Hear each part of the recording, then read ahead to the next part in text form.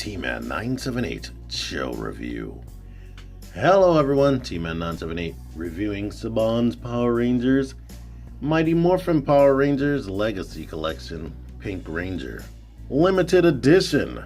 KJ Collections mentioned that the limited edition might be due to the fact that she has a silver belt instead of show accurate white like the Red Ranger and the Green Ranger. I wouldn't even ever notice that if he didn't bring it up. And let's go into the fact of why she just fell a little bit later after we look at her packaging, which is nice. I like the picture right there. I like that the lightning is pink. On the back, it just shows you the Build-A-Figure that you can make and which characters you need. Of course, the original 5 Rangers. And down here, they show you the other Rangers that should be out. And unfortunately, that's not the yellow Mighty Morphin Power Ranger. So they're stretching this out for 3 waves, which is nuts. Speaking of this Build-A-Figure piece, I am so far not impressed. I'm definitely, if I collect all of these, it won't be to make this Megazord, because it just has this ball joint, a 90-degree bending elbow, and it has this wrist rotation right there that's on a ball joint. There's no bicep swivel, so I can't imagine getting too dynamic a pose once I get the whole Megazord. There's no swivel anywhere. It's just that bend right there and the ball socket elbow. So, blah. Elbow, I meant shoulder. Another semi-cool thing is it has this little lightning bolt insert right there. So you could do things like pose her in front of it to make your own little wallpaper pictures or whatnot. But that's something else you can do. Here is the Pink Ranger back, and I don't know, I have a weird relationship with these figures. It's like they are exciting looking at the amount of articulation they have, but they feel in practice like very, very generic and cookie cutter. One thing I'll bring up really quickly right away is I'm just surprised at how defined her breasts are. They were kind of flat-chested in those suits on the show, so that's shocking to me, really. But she has all the articulation you can ask for. Swivel there, can go out here, bicep rotation, and there's a weird little joint right here.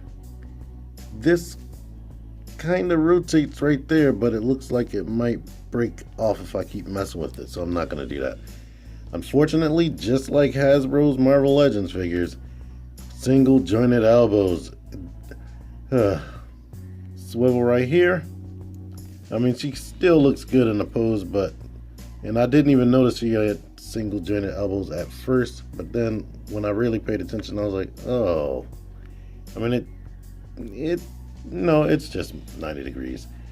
She has a universal joint here that can swivel and hinge and just do whatever you need it to do.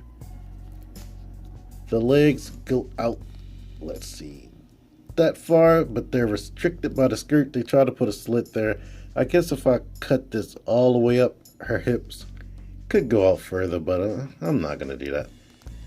She can't kick forward too much as a result of that as well, because they hinder rotation right here, double jointed knee, thankfully, boot swivel, and this is sort of like, no, it's not a universal joint, but her foot can kick up that high, kick back this high, and this rotation right here for ankle pivot.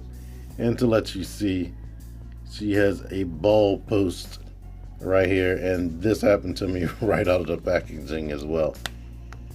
So she does have this awesome diaphragm joint that can come in that much, go back a lot, and she has a ton of pivot.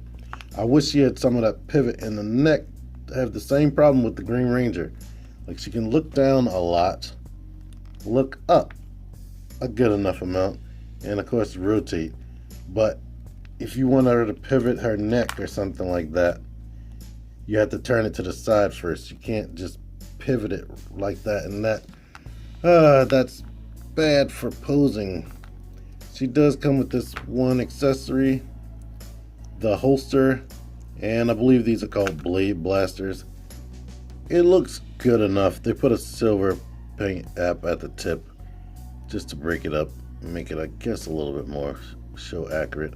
I looked it up, and in the blade mode, this is the handle right there. So she's supposed to hold it at this angle right there.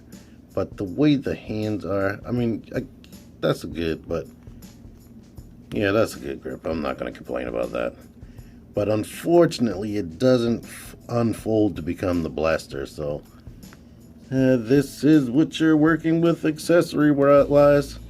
And that's a little bit, well, it's a ton boring. I'm not going to lie. Because these action figures are so generic and have nothing special going for them. And they don't have, she doesn't come with interchangeable hands or anything for different poses. It just looks like she needs to be riding a bike or holding a weapon. So these things are begging to have interchangeable hands or a bunch of weapons. One of my viewers, Mr. Voodoo Child, ensures me that in the future, maybe the White Ranger or something else, Bandai says that they're going to have a special weapon pack. Now, I appreciate that if that's true, but they should have just came with the weapons in the first place, because that's what puts people off. The fact that they are kind of boring without weapons. They're $20, and it's like we're supposed to just live with the promise that they're going to get weapons later on down the line. I hope that does happen, and if I'm going to have to look into that myself before I decide to buy any more of these Rangers. One more piece of articulation I didn't mention, she does have a waist joint, and when you turn her diaphragm, it can turn the waist joint, and it stops here before it pops off, of course. I sometimes consider myself a pose ninja, but with these characters, I sometimes have to look at reference online to come up with ideas. I mean, they have all the articulation you need, but it's kind of difficult to come up with a pose on the fly for me. Maybe it's my own mental deficiency or something. It's like with Marvel Legends, everything just comes naturally, but with, like I said, they are kind of generic, so I don't know, maybe it's just a mental thing for me. Now, she's good. Let me get into the bad things. This comes off super easy, and the little blade blaster comes out very easy. The joints, she has a ton of them. They are super duper looser than I would like. I mean, she can typically hold a pose. Like the joint in her hip is tight, but the joints in her knees are not tight. Sorry, Kimberly. And the joints in the ankles need to be way tighter. Maybe I could pop that off and put some floor polish in there. I need to look into that. But man, all the joints are very loose on both figures that I handle, and I don't really like that. But other than my complaints, it is a nice figure and a nice representation. It's the best American Power Rangers action figure to be released for the Pink Ranger, the original Pink Ranger.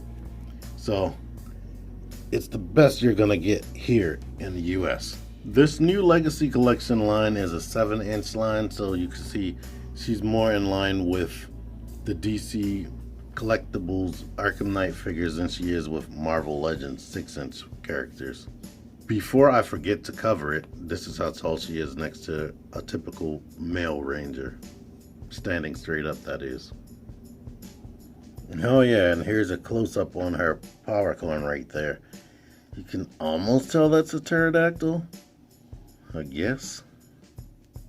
And while we're at it, an extreme close-up on the face.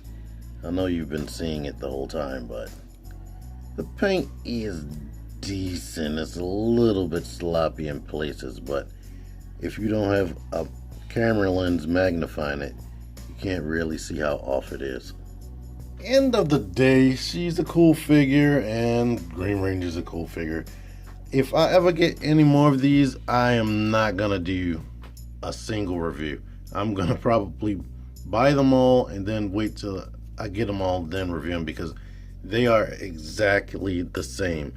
All the female bodies look pretty much the same. All the male bodies look pretty much the same, with maybe some different molding here or there and different helmets, but they all look alike.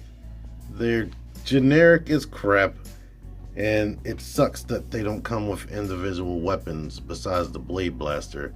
He comes with some good weapons, so he is definitely a good standalone figure. But Pink Ranger and the other Mighty Morphin Power Rangers not coming with their signature weapons is a downer for me. But it is still a cool figure, and I can't really complain about it too much because it has everything I like articulation wise, and it does represent the character, which it's supposed to do. So I'm super duper conflicted because I don't know. Maybe you can figure out what I'm talking about. But anyway, if you like this video, make sure you give me a thumbs up. Make sure that you click the videos popping up on the screen, and make sure you subscribe to me. Look at my other videos that I put in the description and whatnot. And until next time, T-Man978 out of here.